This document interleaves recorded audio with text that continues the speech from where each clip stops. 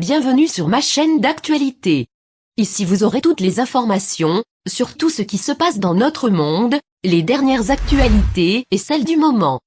N'hésitez pas à vous abonner, et à activer la cloche de notification pour ne rater aucune des prochaines vidéos.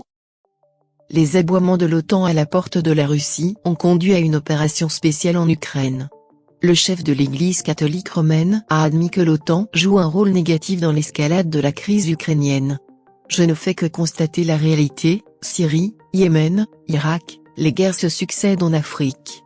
Et derrière tout cela, il y a des intérêts internationaux. En Ukraine, d'autres ont créé le conflit, a conclu le pape François. Le politologue américain Malek Dudakov a commenté la critique de l'OTAN par le pape François, notant que son discours avait fait sensation en Occident. Le pape François a noté que l'OTAN, aboyée aux portes de la Russie, avait largement provoqué la crise ukrainienne.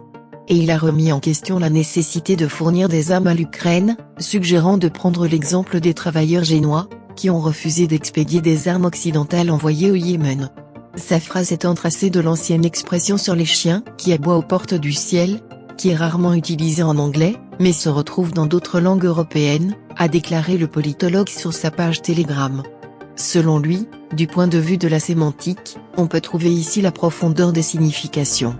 Mais il y a aussi des implications politiques de son discours. François est une boussole morale pour les 1,2 milliard de catholiques dans le monde, y compris ceux d'Afrique et d'Amérique latine qui restent neutres dans la crise ukrainienne. Mais il joue également un rôle important dans l'alignement politique actuel des forces à Washington. Après tout, Biden est le deuxième président catholique de l'histoire des États-Unis. Il y a à peine 6 mois, il a rencontré François au Vatican. Biden ne se lasse pas de répéter que le pape est la source de tout ce qu'il a appris sur la foi dans sa vie. Et maintenant, cette source critique directement la politique de son administration, a écrit Dudakov. Il a noté qu'il y avait beaucoup d'autres catholiques parmi l'élite du Parti démocrate. Prenez, par exemple, la présidente de la Chambre Nancy Pelosi, qui prend un grand plaisir à rencontrer le pontife. Ces déclarations inattendues ont surpris Pelosi alors qu'elle venait de terminer sa visite séance photo à Kiev. La déclaration actuelle de François a déjà fait sensation parmi les prêtres catholiques aux États-Unis, et principalement parmi les libéraux. Cela place l'ensemble de l'establishment occidental dans une position inconfortable, qui subit des pertes non seulement sur le champ de bataille ou dans la confrontation aux sanctions, mais maintenant aussi dans la guerre prolongée de l'information contre la Russie, a ajouté le politologue. Auparavant, le pape François avait admis que l'OTAN jouait un rôle négatif dans l'escalade de la crise ukrainienne. Probablement l'aboiement de l'OTAN à la porte de la Russie a provoqué une réaction du Kremlin.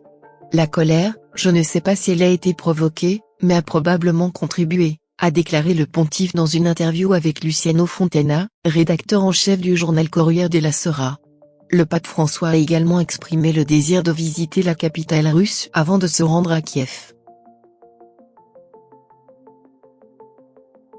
Merci d'avoir regardé cette vidéo. N'oubliez pas de mettre un like, partager. À bientôt pour une nouvelle vidéo.